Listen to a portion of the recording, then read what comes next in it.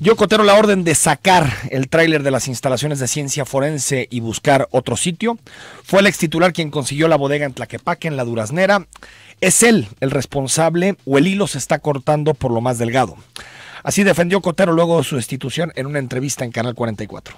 Y hoy con una desinformación absoluta del gobernador, que es víctima de quien le dijo de una manera mendaz que el instituto tenía la responsabilidad del manejo del tráiler.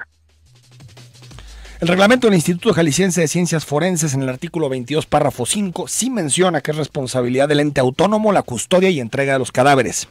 Sin embargo, Luis Octavio Cotero lo niega y culpa a la Fiscalía por los hechos del fin de semana.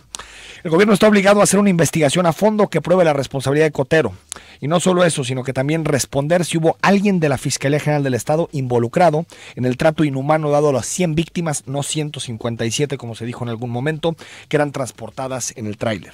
El asunto de fondo es, ¿no existen protocolos claros para el manejo de estos cadáveres? ¿La falta de espacios en la morgue es culpa de un gobierno que decidió no invertir en ciencias forenses? Este bochorno no puede concluir simplemente con la remoción de un funcionario. El gobernador está obligado a dar una respuesta de fondo. Soy Enrique Tucen y comenzamos Cara a Cara. A partir de este momento, estamos cara a cara con la política y sus protagonistas. Cara a cara con los temas sociales y económicos. Cara a cara con la agenda de Jalisco. En esta mesa caben todas las ideas. Promomedios Radio presenta Cara a Cara con el periodista Enrique Tucen.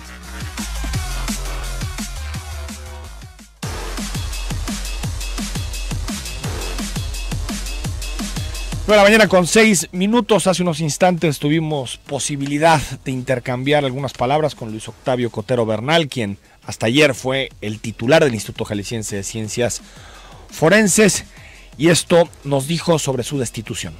Luis Octavio Cotero Bernal fue hasta el día de ayer el encargado del Instituto Jalisciense de Ciencias Forenses y está en la línea telefónica. Señor Cotero, buenos días. Buenos días, Enrique, a la orden. Oye, a ver, he escuchado algunas de las entrevistas que has dado desde el día de ayer. ¿Niegas cualquier responsabilidad relacionada con el manejo de estos cadáveres?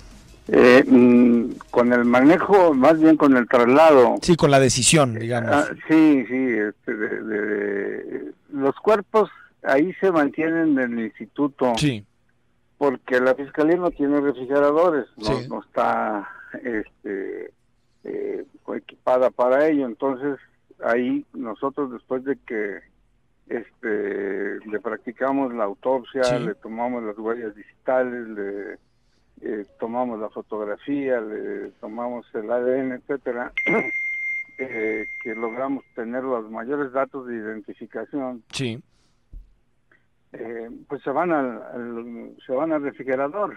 Sí. Los refrigeradores. Pero señor Cotero, ¿quién ordena que salgan de sus instalaciones? Solamente el disponente de esos cuerpos es la Fiscalía. ¿Pero quién ordenó que los salieran? Ministerios Públicos. Ahí, honestamente, no sé quién ordenaría, porque yo no puedo disponer de ningún cuerpo.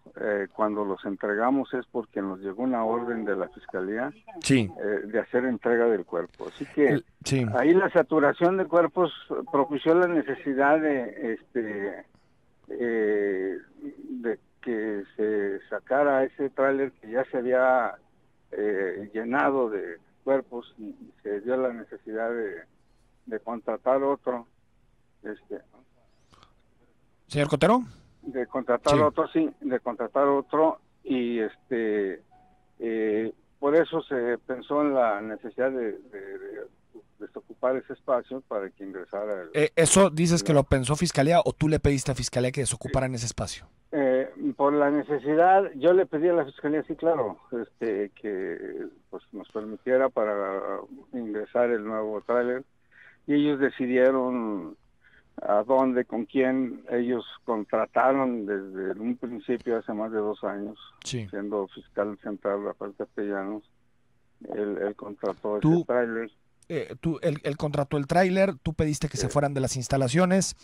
Sí, ¿Tú conseguiste la bodega de Tlaquepaque? No. Ni sé dónde está la bodega, ni quién es el dueño, ni cuánto cuesta, o si no costó lo que sea. Sí.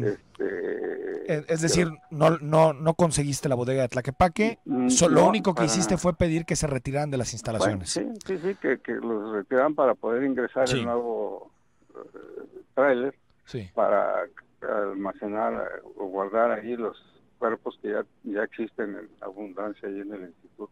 Señor Cotero, en el artículo 22 del reglamento del Instituto Jalisciense de Ciencias Forenses dice que el propio instituto es el encargado de la custodia y entrega de los cadáveres que hayan sido puestas a disposición del instituto. ¿No te hace responsable este artículo?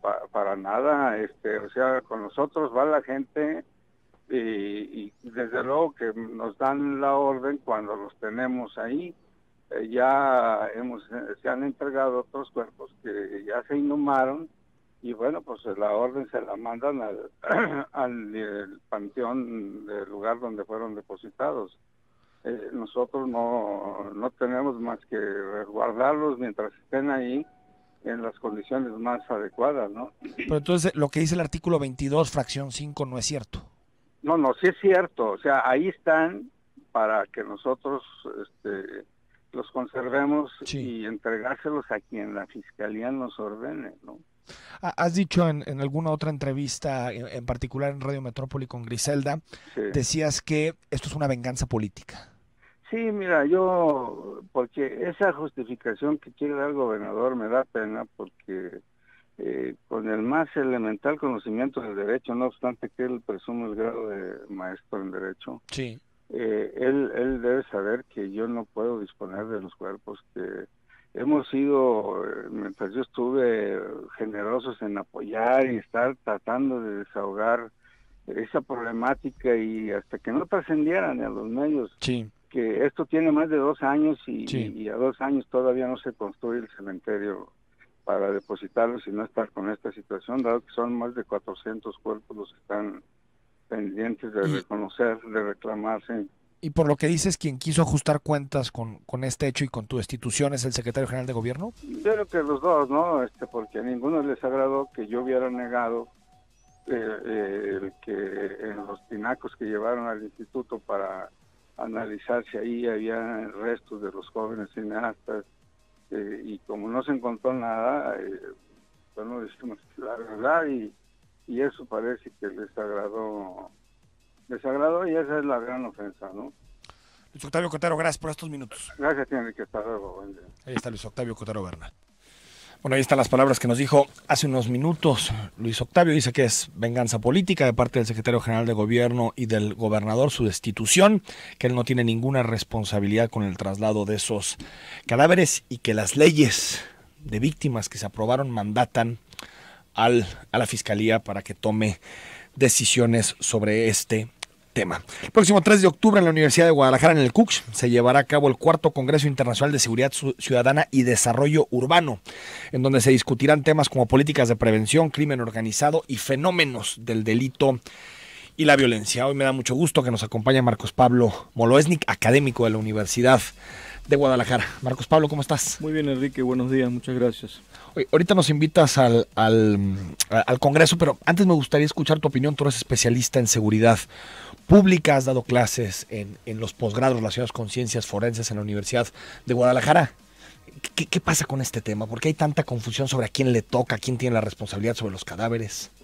Bueno, acá hay un gran problema que es la legislación federal que impone u obliga a las entidades federativas a que los cuerpos no identificados, es decir, lo que se conoce en la nomenclatura universal como NN, deben ser conservados, preservados, hasta tanto alguien los reconozca o reclame. Y creo yo que esto es una irresponsabilidad del Congreso de la Unión, probablemente presionado por organizaciones no gubernamentales, familiares de desaparecidos, porque esto tiene un costo muy elevado, o sea, conservar tal cantidad de cuerpos, teniendo en cuenta que en una década en México se duplicó la tasa de homicidios intencionales por cada 100.000 habitantes. Por ejemplo, en el caso de Jalisco, las últimas estadísticas nos dicen que tenemos 19.6 por cada 100.000 habitantes, que es el indicador que nos propone la Organización Mundial de la Salud, y este mismo organismo internacional dice que si un estado o un ámbito territorial supera los 10 por cada 100.000 habitantes, lo define como violencia endémica.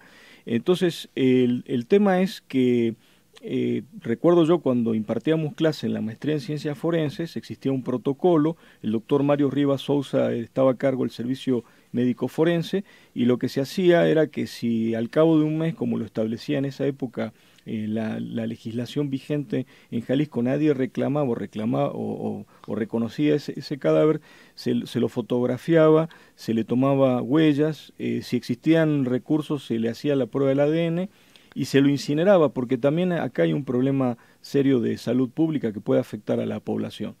Por lo tanto, ¿te parece que la nueva forma de lidiar con estos cadáveres complica? Yo creo que sí, porque no se, es decir, acá se aprueban leyes sin tomar en cuenta el costo que esto puede tener. Se crean, por ejemplo, organismos descentralizados sin, digamos, destinarle recursos o sin tomar en consideración el costo que esto va a tener. Y, digamos, tenemos una masa de recursos financieros, y para que funcionen o echar a andar estos nuevos organismos descentralizados, estoy pensando por ejemplo en el sistema nacional y sistema estatal anticorrupción, sí. Esto tiene un costo, ¿no? El Instituto de Transparencia tiene un costo, y evidentemente hay que quitarle recursos que se deberían destinar a otras áreas de intervención del Estado para, digamos, garantizar que mínimamente funcionen estas nuevas instituciones.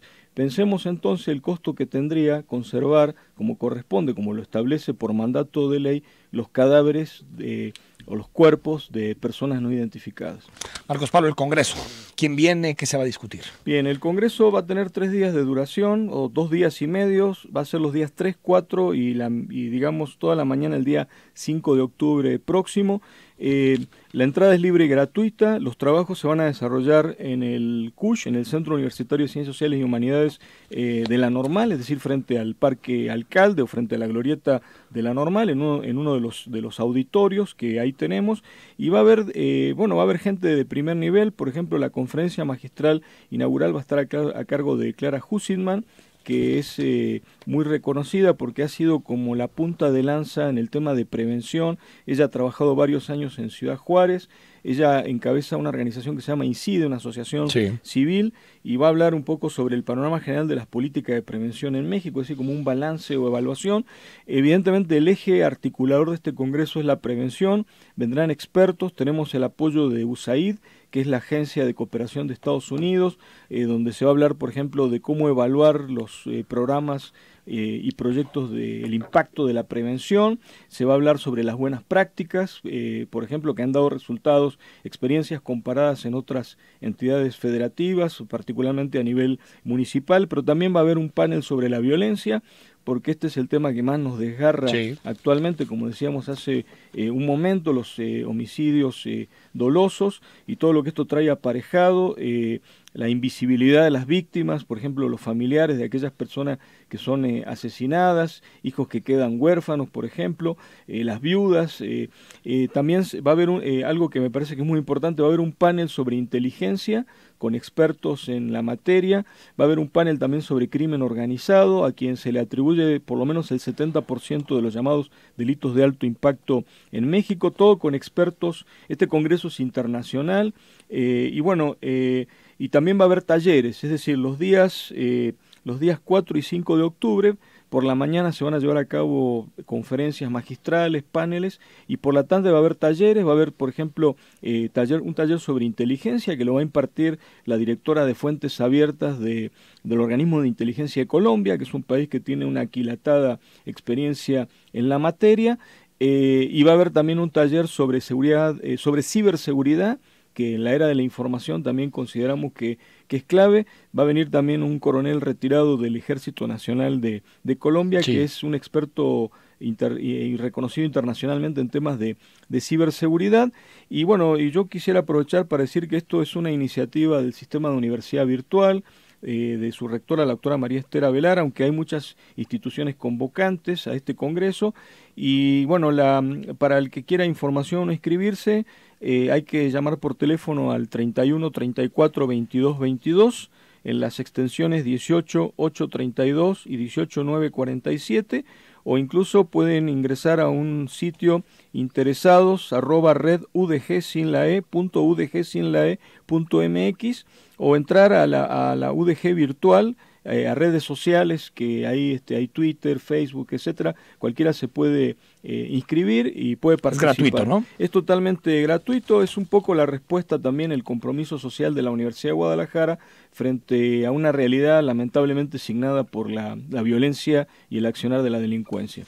Doctor Molesnik, gracias. Al contrario, por este tiempo, y de todos modos muchísimo, estamos publicitando esto en nuestras redes y todo para quien le interese. Muchas gracias. El doctor Marcos Pablo Molesnik. Vamos al corte, seguimos hablando y recibiendo tus mensajes relacionados con el tema de CEMEFO, de los cadáveres, y discutimos, ¿está México o no en bancarrota, como lo señaló Andrés Manuel López Obrador este fin de semana?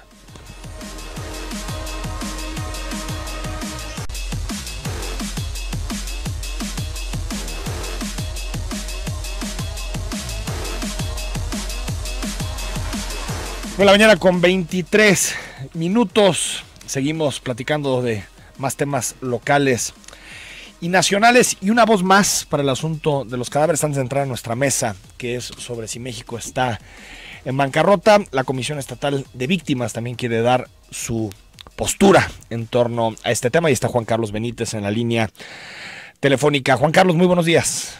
Enrique, muy buenos días. Muchas gracias por el espacio y un saludo para todo tu auditorio. Oye, a ver, dentro de la ley de víctimas, ¿a quién le toca resguardar y a quién le toca custodiar a los cadáveres?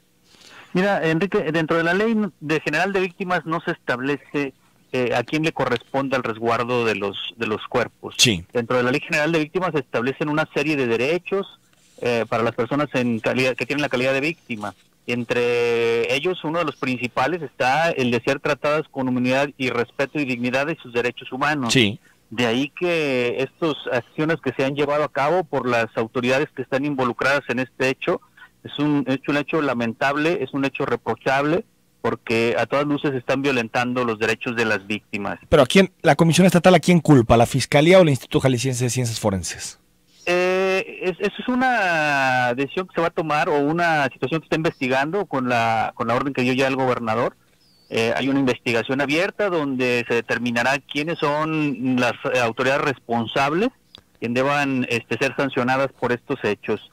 Debo comentarte, Enrique, sí, que el Código Nacional de Procedimientos Penales es donde establece que es una obligación del Ministerio Público el llevar a cabo las acciones necesarias para impedir que se pierdan, destruyen y alteren los indicios en un delito. Que es la Fiscalía Central en este caso. Que es el agente del Ministerio Público, la Fiscalía. Pero hay una situación también, también debemos atender otras disposiciones legales, por ejemplo, la que establece la Ley General en materia de desaparición forzada de personas, donde nos establece que los cadáveres o restos de personas cuya identidad se desconozca o no haya sido reclamada, no pueden ser incinerados.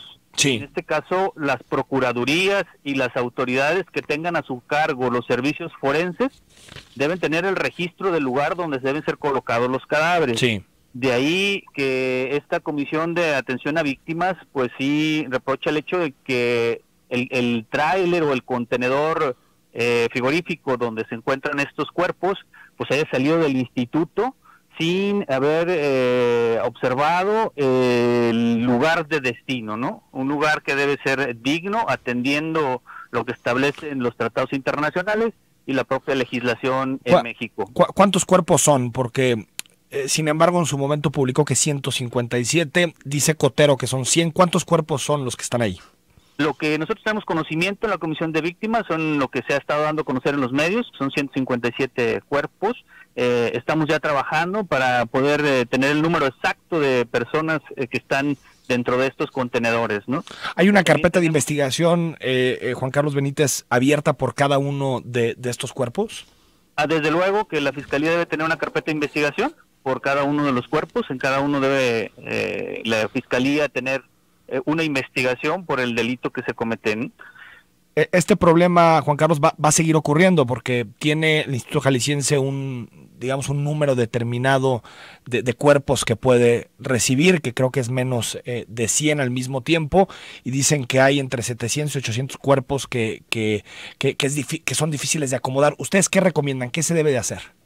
Ya te lo comentaba hace un momento, la Ley General de Víctimas la Ley General en materia de desaparición forzada, Sí. establece que debe haber un lugar de destino final, un lugar digno. Sí. En eso tenemos el pleno conocimiento que el gobierno del estado ya trabaja para la creación y construcción de un cementerio forense donde puedan El vado, estar ¿no? depositados. Es uno de los... El de Tonalá. El de Tonalá, ¿no? Sí, pero los vecinos no lo quieren ahí. Efectivamente, se está atendiendo esta situación y el reclamo de los vecinos. Se tomarán las mejores determinaciones del gobierno del estado para ver cuál es el mejor lugar para la construcción de ese cementerio. Juan Carlos Benítez, gracias, muy buenos días. Enrique, muy buenos días, muchas gracias. Juan Carlos Benítez Juárez, titular de la Comisión Estatal de Víctimas, y lo que ha generado mucha polémica desde temprana hora en nuestro WhatsApp con los comentarios aquí en Zona 3 Noticias es si México está o no en bancarrota. Hay opiniones de todo tipo. Esta declaración la hizo Andrés Manuel López Obrador en Nayarit, en Tepic en específico, uno de los municipios que más votó por Andrés Manuel López Obrador, casi el 70% de los electores de Tepic, y ahí dijo que el país está en bancarrota. Así lo dijo.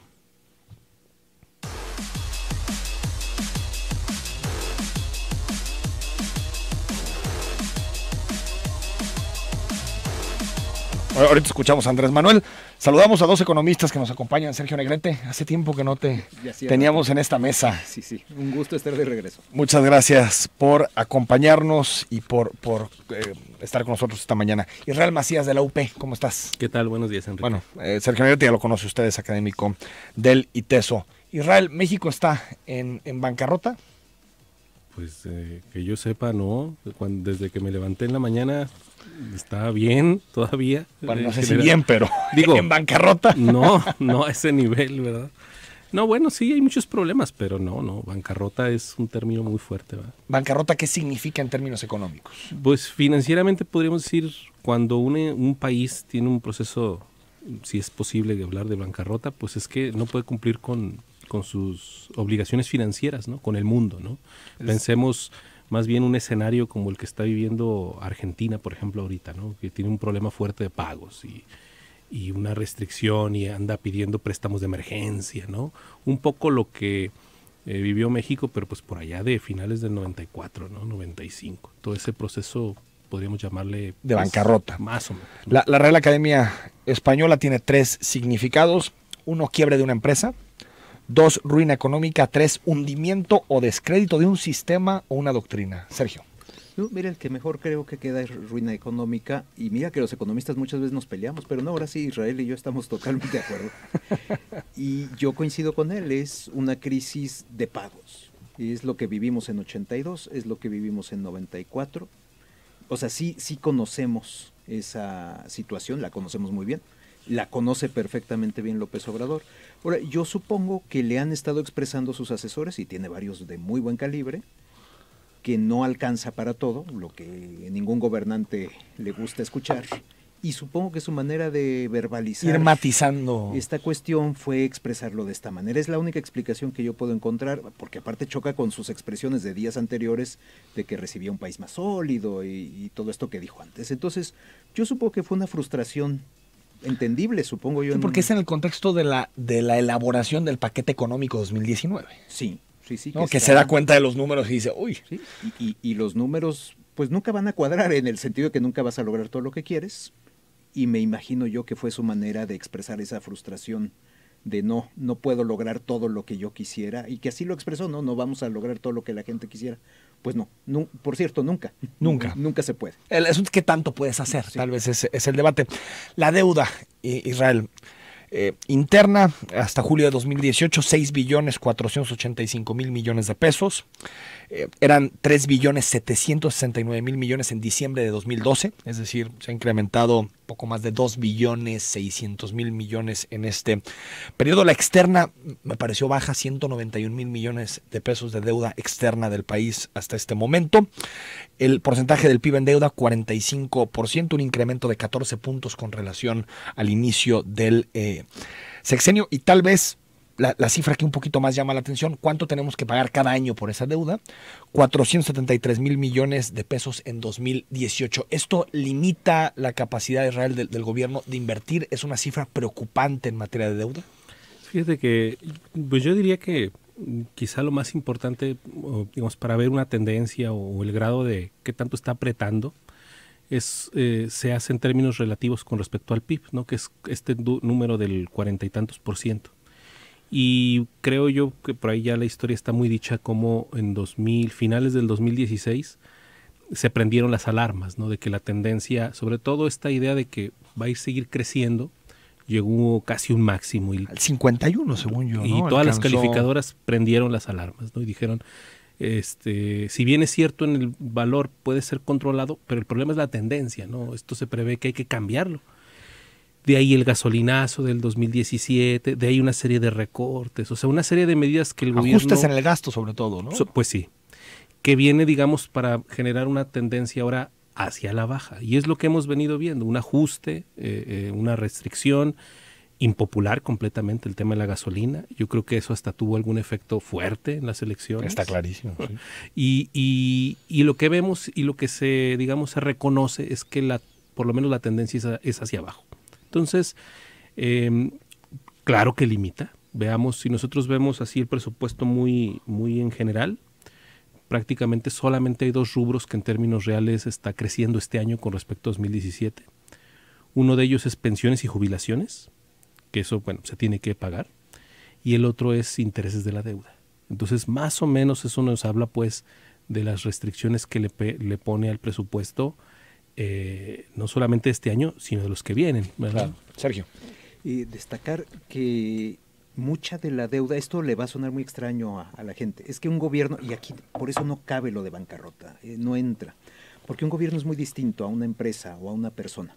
Entonces esta no es la American Express o la Coppel o la Visa que hay que pagar cada mes o lo que sea, porque la gente dice, hay que pagar la deuda. No, la deuda en el caso de gobiernos es revolvente. ¿Tú cómo pagas un CETE que llega a su vencimiento? Pues con un nuevo CETE. Se oye extraño, no, lo hacen todos los gobiernos, el de Estados Unidos, el de Japón, el de México. Entonces realmente hay que ver ahí si hay transferencia neta de recursos o no, porque muchas veces la deuda no es necesariamente una carga. Suena curioso, pero no necesariamente lo es. Si logras estarla refinanciando de continuo, y entonces no te representa, al menos el peso que llega uno a sentir con esas cifras, ¿no? Decir, caray, pues ¿cuánto estamos pagando cada año? Pues igual no estamos pagando nada. Estamos refinanciando todo. O sea, estos 473,000 millones. Igual los estás financiando con nueva deuda o no. O sea, pero sí es un límite en el presupuesto. Por supuesto es un límite en el caso... O sea, de los 5.6 billones que tienes para gastar, esto tú tienes que pagar a fuerza. Sí, pero ¿de dónde lo estás sacando? Es la clave. Ya te entendí. ¿De dónde viene? Y es una respuesta que hay que ver. Dices, bueno, sí, por supuesto no puedes ir acumulando nueva deuda eternamente.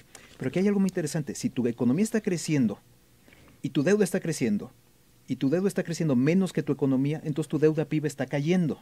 Sí, que es lo que pasó. Exacto. Entonces, en ese sentido, incluso puedes decir que con los años, pues te va convergiendo a cero, sin tener un problema. ¿Cuál es la crisis? Porque hemos tenido crisis en 82 y en 94, y estuvimos a punto en 77, por cierto. Ahí estuvimos muy cerca. Porque de repente aceleras el endeudamiento, lo que Israel comentó. Aquí el peligro es la tendencia, y la tendencia en este momento no es peligrosa. Aceleramos mucho el endeudamiento. Sí lo fue en 2015. En 2015 el endeudamiento... La tendencia del endeudamiento. La tendencia, porque se cayó el petróleo.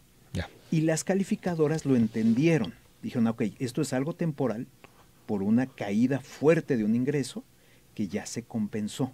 Entonces, cuando tienes casos específicos temporales, ahí sí.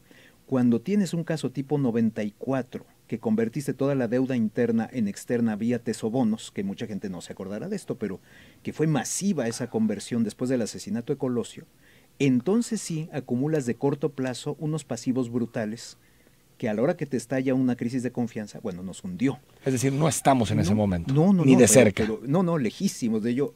porque no hay problema de balanza de pagos, o sea, el déficit exterior es muy pequeño y el peso está flotando. No estamos endeudándonos para sostener el peso, que eso fue en 76, en 82 y en 94. Vamos al corte, regresamos para seguir platicando con Israel y Sergio.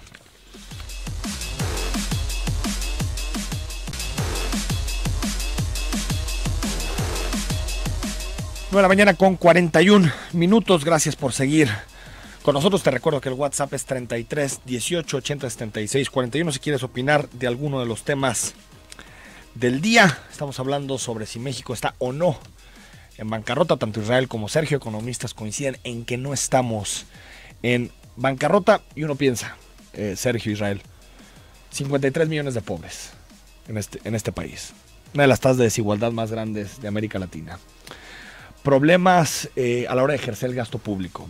Solamente el año pasado se gastaron nada más en inversión pública 587 mil millones de pesos. Es decir, un porcentaje bajo del presupuesto en gasto público. Mucha gente que no puede acceder al sistema de salud público. Rechazados de las universidades porque no se pueden pagar las universidades públicas. Eso no es, tal vez no bancarrota, pero una economía que no funciona para muchos, Sergio. No, absolutamente. Digo, el gran problema, y es lo que debería destacar, en mi opinión, López Obrador, y bueno, todo el mundo, es crecimiento. Nuestro crecimiento económico ha sido bajo desde hace 37 años. Desde 1981, que no tenemos un crecimiento elevado y aparte de ese crecimiento, pero bueno, fue la distribución también de ese crecimiento, ¿no? No, Yo sé que eso no te gusta porque te suena medio marxista ese asunto de la distribución, pues, Sergio, pero... No, más que marxista, es que es difícil realmente lograrlo. Entonces, sí, por eso evadimos muchas veces el tema, ¿no? Es un tema fundamental, es un tema importantísimo, sí, la cantidad de... O sea, el crecimiento queda en pocas manos.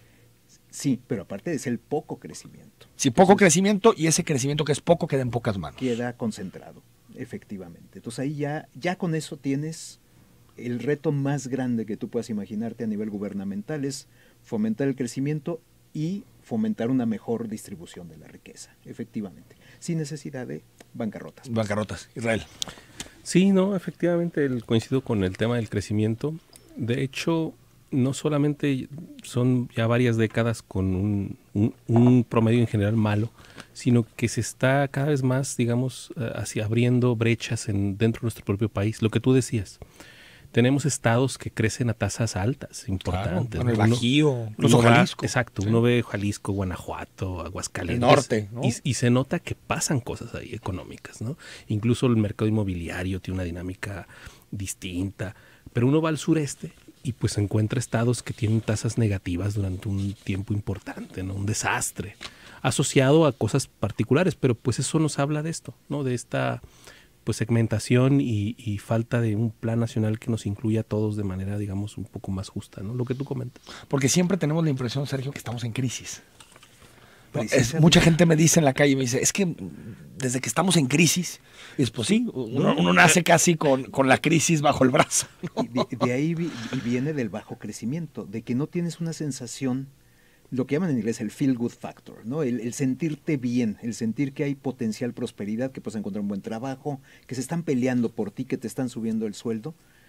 Es que lo recordamos aquellos que estamos arriba de los 50 años.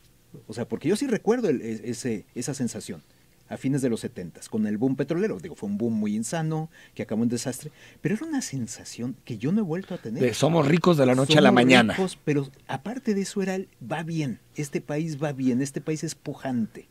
Y esa sensación la tuve yo en mi lejana juventud, la tuvo mi papá, y la tuvo mi abuelo, pero no la ha tenido nadie que tenga 40 años para abajo en este país. Se quiso hacer una especie, Israel, de burbuja al inicio del gobierno de Peña Nieto en torno a este tema. ¿Se acuerdan del Mexican Moment, de las reformas? Es decir, un mensaje que creo que sobre todo se hizo a través de plumas internacionales, de medios internacionales que decían que pues México era la siguiente potencia, sí. Pero en realidad no, ¿va? No. Pues es que se aguó, es decir, sí había un contexto que se esperaba que hubiese sobre todo porque se decía, bueno, si se le están quitando las trabas a la economía mexicana, pues es como dejar de pisar el freno institucional, ¿verdad? Entonces, ahora sí va a dar con todo, pero pues viene el ajuste, viene la caída en los precios del petróleo, la reforma madre de todas, la energética, pues digamos, se atasca. Y eso, bueno, pues creo que echa al traste un poco el proyecto de todo el sexenio del presidente Peña, ¿no? Ahora, si es desigualdad, Sergio, tienes que tocar los impuestos y el gasto. pero por supuesto. Que Andrés Manuel no es algo que quiera tocar. Sobre todo los impuestos. El gasto, hay algunas propuestas, en particular el salario para jóvenes que no estudian ni trabajan, que es una apuesta de gasto, 100,000 millones de pesos para el programa anuales. Por lo que he escuchado, un poquito más educación, es decir, algo de gasto, pero los impuestos no tiene Andrés Manuel en mente tocarlos. No, en principio no, y aparte, pues hay que tener mucho cuidado con esos proyectos que suenan bien o que son vistosos o son atractivos para la tierra natal. Estoy pensando en la refinería, por supuesto, de Tabasco. Es decir, oye, es un dineral, no sé cuánto va a ser en total, pero para un año se habla de 55,000 millones de pesos. El primer año, sí. Para una empresa que pierde dinero, entonces abrir una empresa adicional de una empresa que pierde dinero, que es Pemex Refinación y Pemex como un todo, dices, bueno, es que estás tirando dinero bueno al malo. Ahí ya parte. Pero tienes incapacidad para refinar en el país. Por supuesto que incapacidad, pero lo que refinamos perdemos dinero al hacerlo.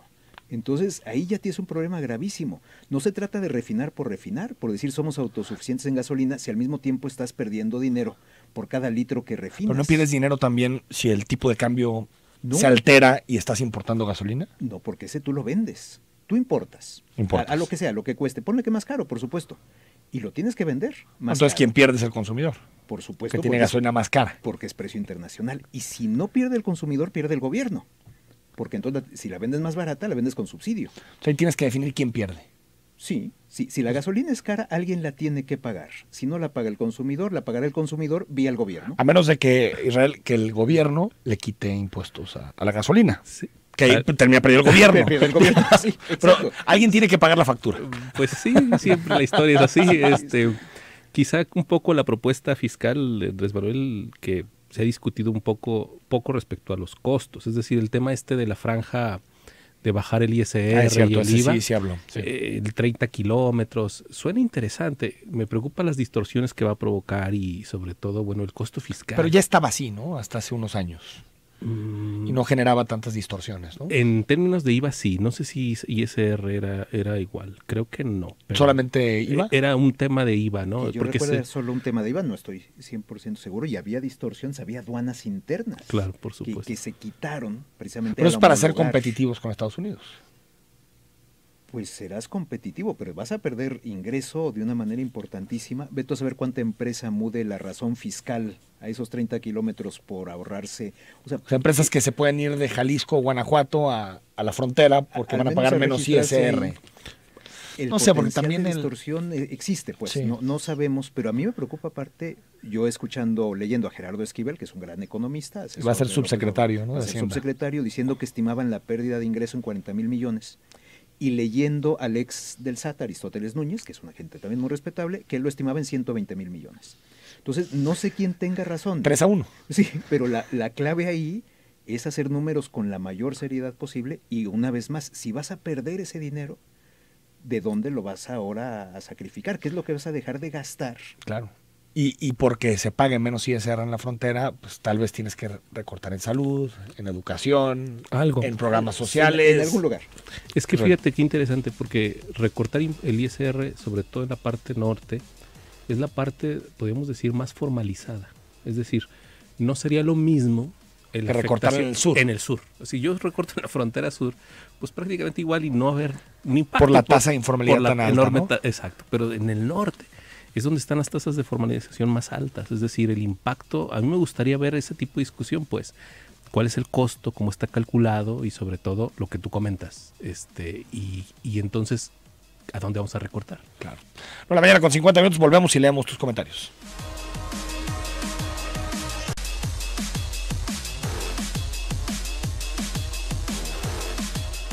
Bueno, la mañana con 53 minutos, algunos comentarios. De veras, Enrique, ¿cómo les encanta a los medios magnificar las palabras que utiliza nuestro presidente electo? Como bien lo apunta uno de tus invitados, es una forma de verbalizar. Por favor, no me caigas mal al seguir la línea que mandan la mayoría de las radiodifusoras. Seamos objetivos, por favor, y darle a las cosas su justa dimensión. Creo que la situación actual del país se debería medir en base a un estado financiero. Si la suma de nuestros activos es mayor a la de nuestros pasivos, estamos bien, no estamos en bancarrota. El problema es que el país es solvente, pero nos falta liquidez y por eso se endeuda. Pues, no sé, a ver, yo creo que si un año una empresa, por distintas cosas, Sergio, Israel, se endeuda más de lo que recibe, no necesariamente eso indica que está en bancarrota. Bancarrota es cuando ya no puedes asumir y cuando ya no puedes enfrentar ese endeudamiento. No es tanto tratar de maximizar lo que dice Andrés Manuel. Yo creo que también el periodismo lo que tiene que hacer es buscar que los políticos se refieran las cosas por su nombre. Sergio. Y aparte, lo reitero, gobiernos, países no son empresas, no son individuos. Entonces, tú tienes que mucha deuda de gobiernos está por décadas y seguirá. O sea, no se tiene que pagar.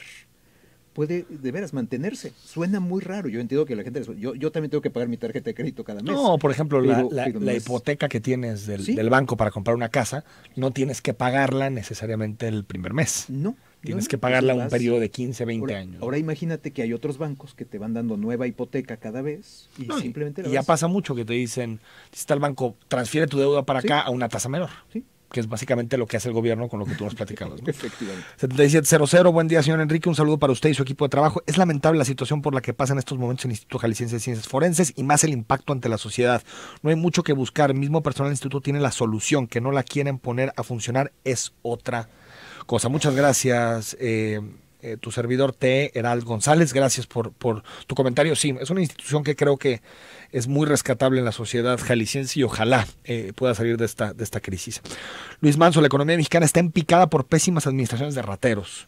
Chequen la deuda externa, el gobierno oculta la verdad. Yo chequé la deuda externa antes de venir al programa, no noto que sea muy alta, lo que noto que es alto es la deuda interna. No, relativamente, pero te digo por qué, y eso es una maravillosa noticia, porque mucha deuda que era externa se pasó a pesos con los años. Sobre todo a partir de 2001, 2002, se empezaron a emitir bonos a 10, 20, 30 años, tasa fija en pesos, lo que nunca se había logrado en la historia de México. Entonces, donde tú habitualmente emitías bonos en dólares, que se siguen emitiendo, pero cada vez menos, ahora emites en pesos. Entonces, lo que tú tienes, si quieres verlo así, es una pesificación del endeudamiento público. Que la hace más estable. Muchísimo más. Jorge Martínez, afortunadamente una economía estable. Lo desafortunado es tener un presidente electo tan coloquial e irresponsable en declaraciones que puedan generar pánico innecesario. El hecho de pensar que México no está en bancarrota no significa que no pensemos que hay muchísima pobreza, que el Estado gasta muy mal, que hay muchísima corrupción. Claro. Es decir, tal vez hay otra palabra para describir esa situación. El asunto era de discutir si bancarrota como concepto es el adecuado. Jorge Gutiérrez, buen día. Me da la impresión de que el presidente electo quiere hacer creer que todo está mal, ya que se le ha creído todo y de esa manera convertir en redentor automáticamente. Qué lástima que no salimos de uno para meternos a otro. Bueno, todavía ni siquiera llega el 1 de diciembre, ¿no? Pero yo más allá de si está haciendo creer que todo está mal, yo tampoco creo, Israel, Sergio, que la gente sea estúpida.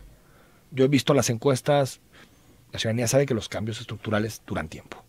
No creen que mañana vamos a ser un país de primer mundo, ¿no? ¿Sí lo crees? Yo, bueno, comentaría una encuesta que publica Mitofsky. Justo después de las elecciones, se abría como 2, 3 semanas después. Y la pregunta era, ¿qué esperaría usted que mejorara? Y hablaban economía, seguridad y un tema de... Esperan, ¿no? Como esperanza. Y luego la pregunta era, ¿y en cuánto tiempo cree usted corto plazo?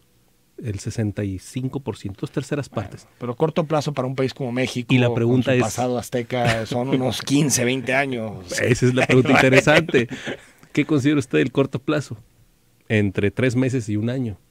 Fíjate, yo revisaba la de Buendía y Laredo y hablaban más o menos que esperaban cambios al final del sexenio. La mayoría de la gente encuestada. No sé.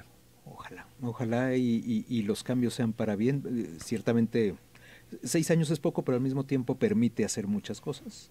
Yo ahorita me acordaste de cuando vivimos el sexenio de Salinas, con toda la euforia que hubo, sobre todo en torno al Tratado de Libre Comercio. Ahorita no hay un gran tema en ese sentido económico. Yo no dudo que el presidente electo o ya presidente lo va a desarrollar, porque tiene una habilidad de comunicación impresionante. Pero ciertamente esta esperanza existe. La gente votó masivamente, sí, de una manera inesperada, aplastante. 53%.